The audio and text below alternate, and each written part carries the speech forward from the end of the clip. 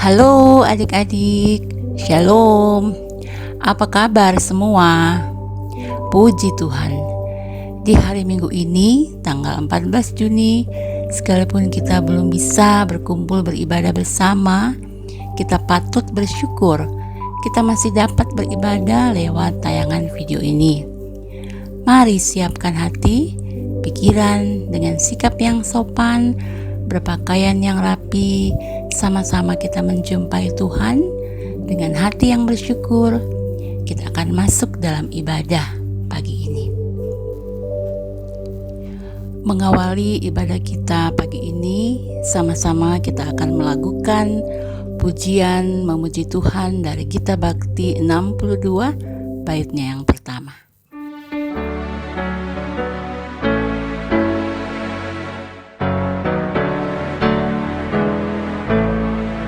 Siapa yang berpegang pada sabda Tuhan dan setia mematuhinya, hidupnya mulia dalam cahaya dekat, bersekutu dengan Tuhannya. Percayalah dan pegang sabdanya, hidupmu dalam Yesus sungguh bahagia.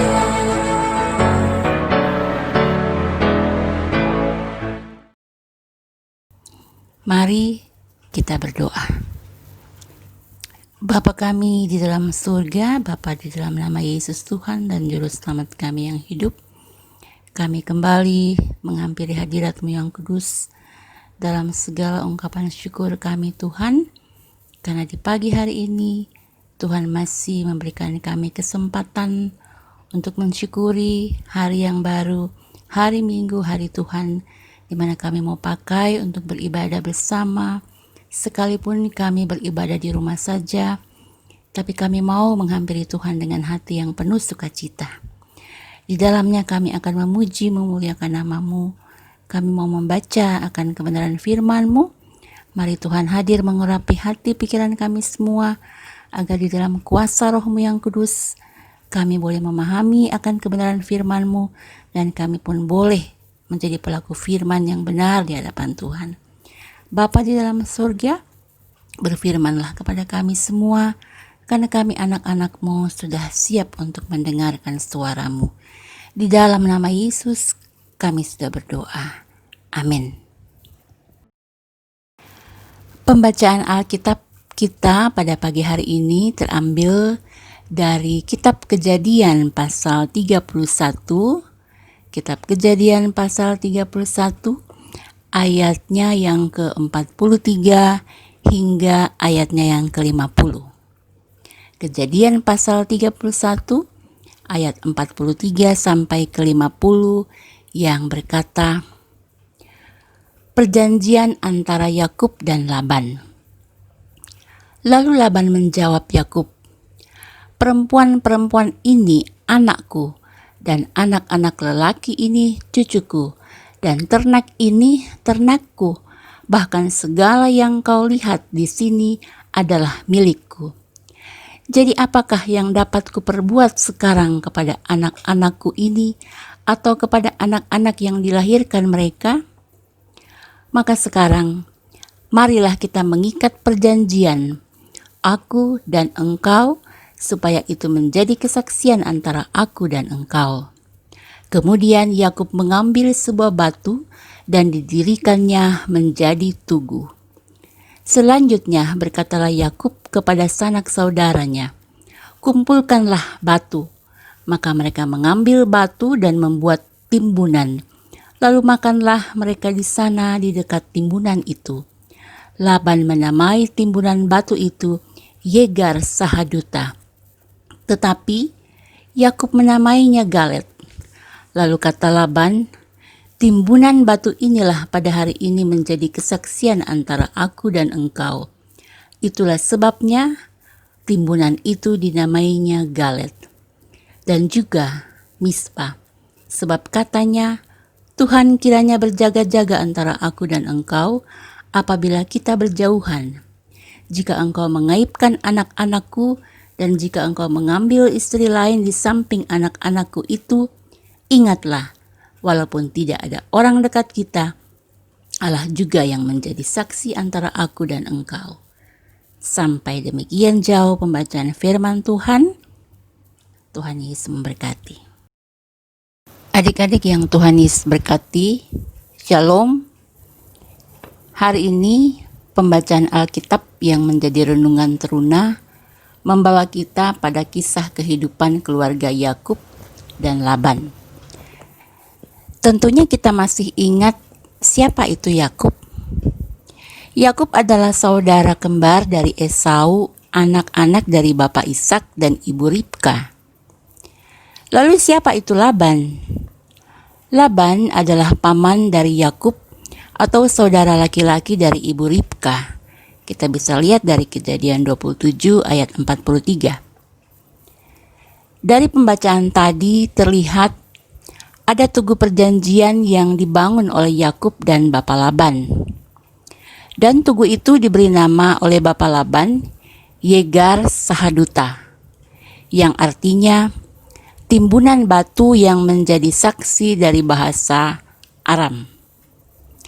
Sementara Yakub memberi nama tugu itu Galet dari bahasa Ibrani. Di tempat tugu itu diberi nama Mispa, yang artinya menara penjaga. Adik-adik, tentu semua ingin tahu mengapa harus ada tugu yang dibangun sebagai bukti yang menyaksikan adanya pertemuan antara bapak Laban dan Yakub. Ada apa antara mereka berdua? Dari ayat 43 dan 44 bacaan tadi menjelaskan bahwa perkataan bapak Laban sedang meyakinkan kita semua bahwa Yakub dan bapak Laban ada hubungan kekeluargaan, yaitu status Yakub sebagai anak mantu dari bapak Laban. Dari pernikahan Yakub dengan kedua putri bapak Laban melahirkan cucu-cucu untuk bapak Laban. Kalau kita mau tahu dari awal kedatangan Yakub di tanah Haran atau tanah Aram, ia tinggal di rumah bapak Laban dan bekerja sebagai penjaga ternak bapak Laban. Dengan berjalannya waktu, kerja keras Yakub menghasilkan harta kekayaan yang melimpah. Kita bisa lihat pada Kejadian 30 ayat 43. Rupanya kesuksesan atau keberhasilan Yakub menjadi persoalan bagi anak-anak bapak Laban atau ipar Yakub sendiri. Mereka menuduh Yakub mengambil harta orang tua mereka, dan bapak Laban pun mulai tidak ramah terhadap Yakub. Kejadian 31 ayat 1. Muncul perubahan sikap yang kurang enak bagi Yakub. Dari kondisi tersebut, Allah berbicara pada Yakub.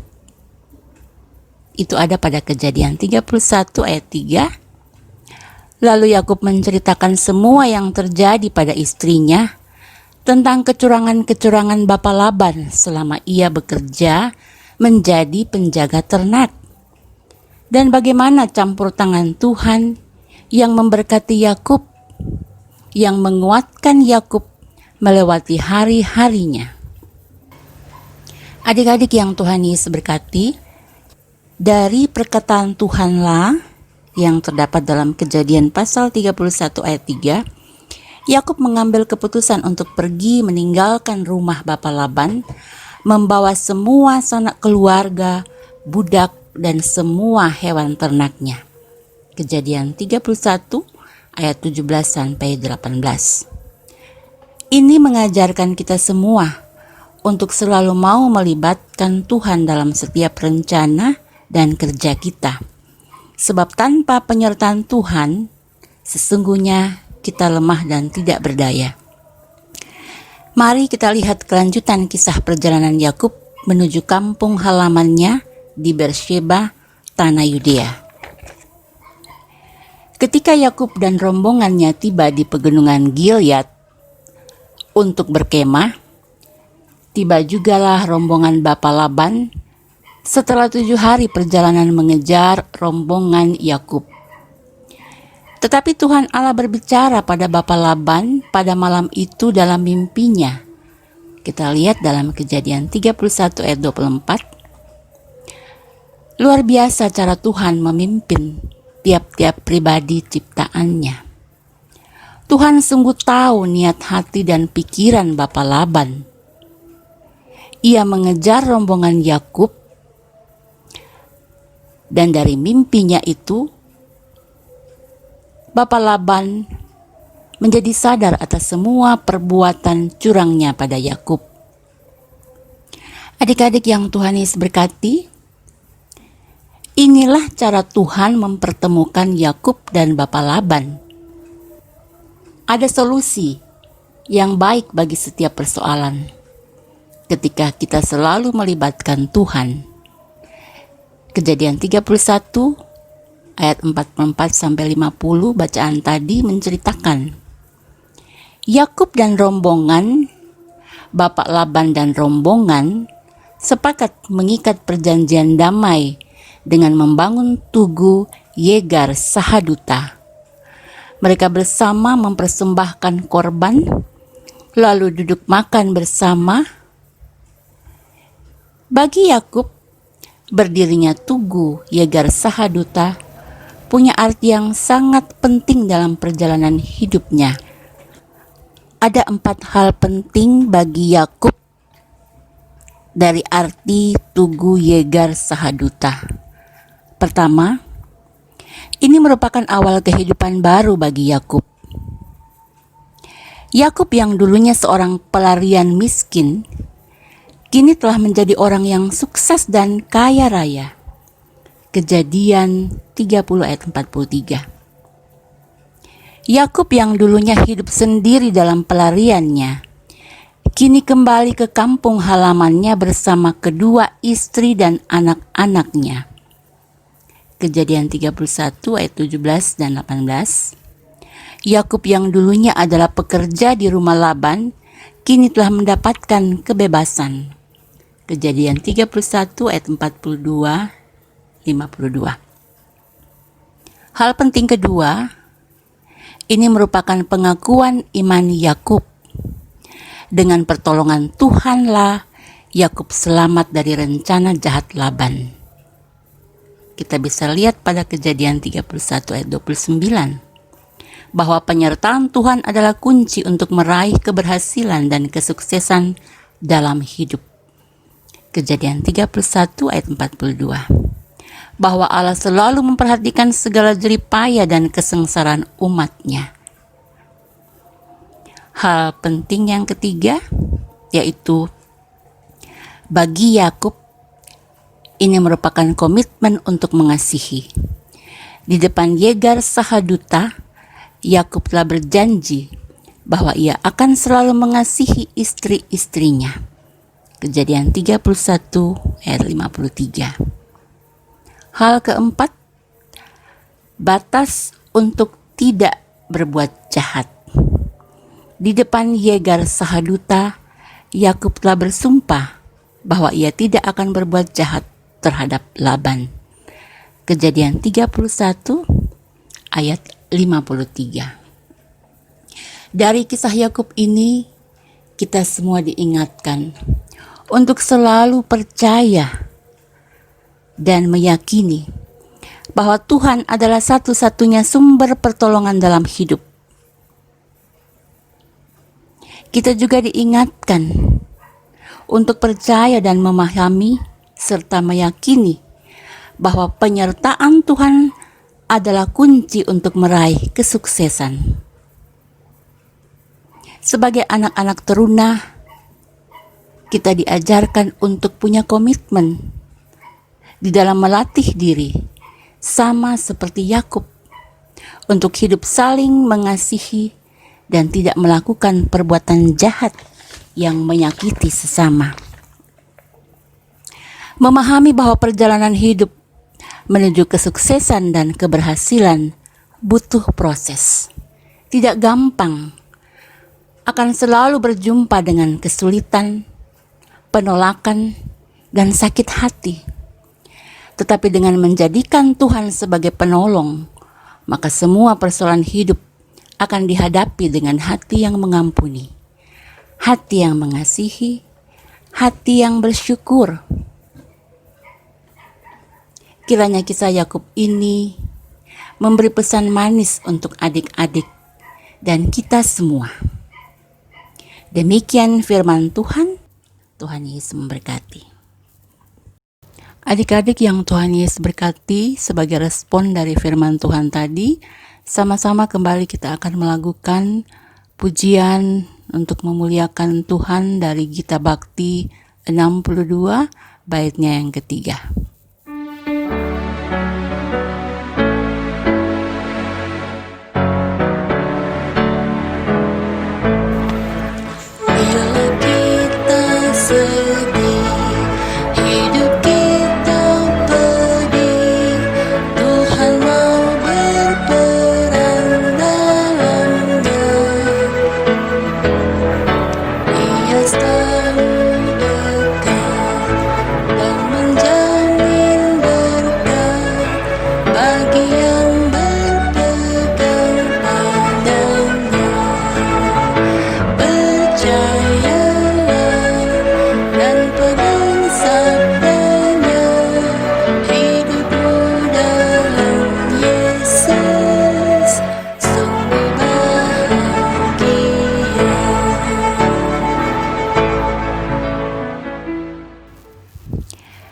Adik-adik yang Tuhan Yesus berkati, kita akan masuk dalam doa syafaat.